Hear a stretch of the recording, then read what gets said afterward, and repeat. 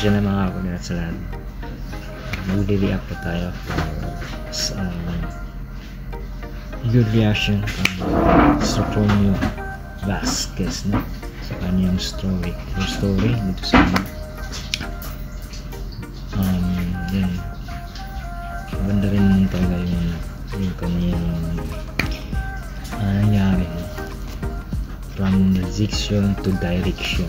I mean, yung kapag may mga pangarap ka, it means kapag maraming rejection sa buhay, especially sa mga pangarap, kung ano pa man yung trabaho na sa lahat na nangyari sa buhay, yun, laban lang, huwag mawala ng pag-asa. Always pa rin tomorrow, but also pray by God, may dasal ka doon. And siguro dun sa part na yan, marami man siyang rejection, maraming sinalihan from the channel ito na ibisbain sa lahat ng pa-contest na sa TV show. Doon sa part na yan, hindi pa rin siya sumuha sa part na yan. So, diba? So, marami siyang yan.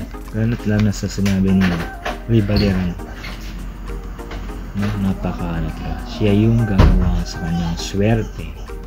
Siya yung gagawa from kasi iba talaga pag merong porsigido yung tiwala kay Lord, but also is yung tuloy-tuloy lang dun sa gustong makuha at makamit ano yung gusto mong minus sa kanyang buhay, diba? Dito sa part na yan, disclaimer, this is good reaction at honesty, yung aking tagumpay siya. Hindi natin pwedeng panginahan ang ating sarili.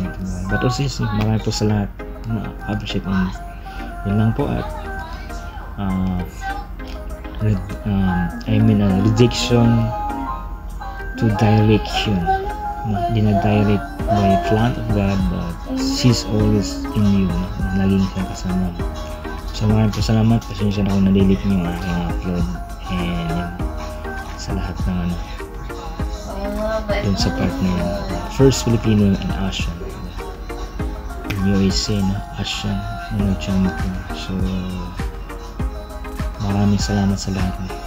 Almost na sa na tayo, I think 2,144.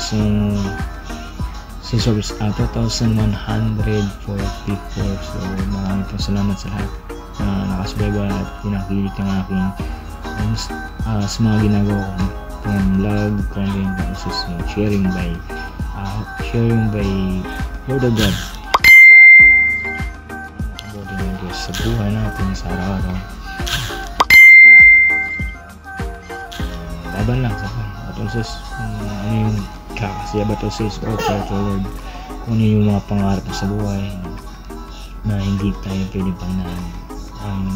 Tayo na lahat naman tayo may pangarap sa buhay, so wag lang tayo maging magmadali at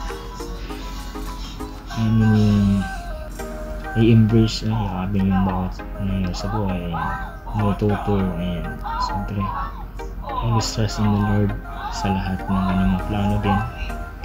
And thank you Lord din, lalo na rin sa araw-araw na ginagabayan tayo lagi sa araw. So salamat po sa lahat, God bless po, at thank you sa lahat. Bye!